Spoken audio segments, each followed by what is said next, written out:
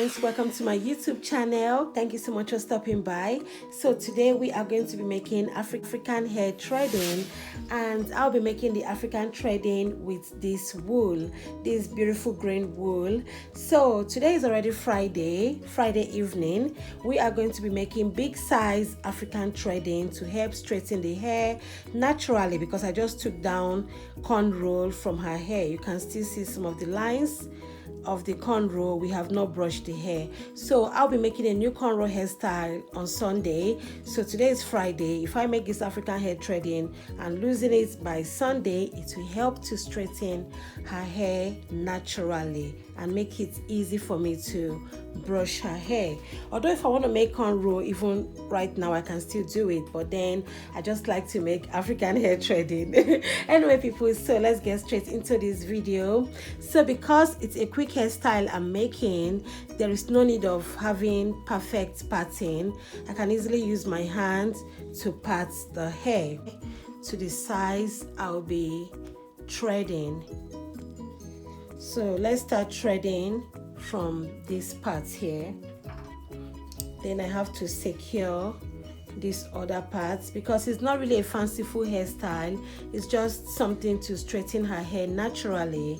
So never mind the parting. The most important thing is to thread the hair. I don't need to brush the hair. I'm gonna thread the hair just this way.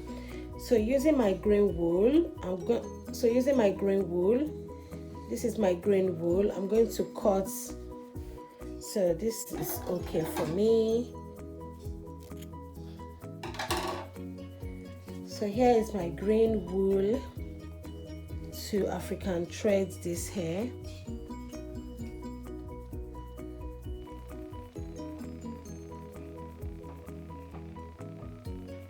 So grip the hair firm but not so tight. Be very careful not to grip the hair tight.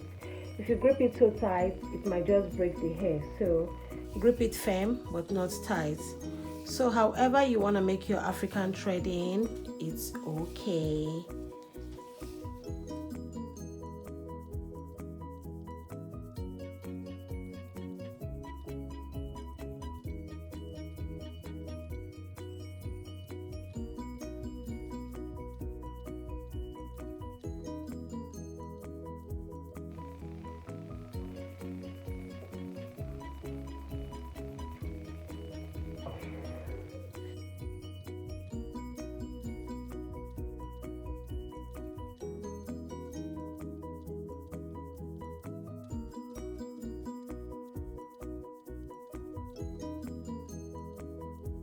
That is how to secure your African threading.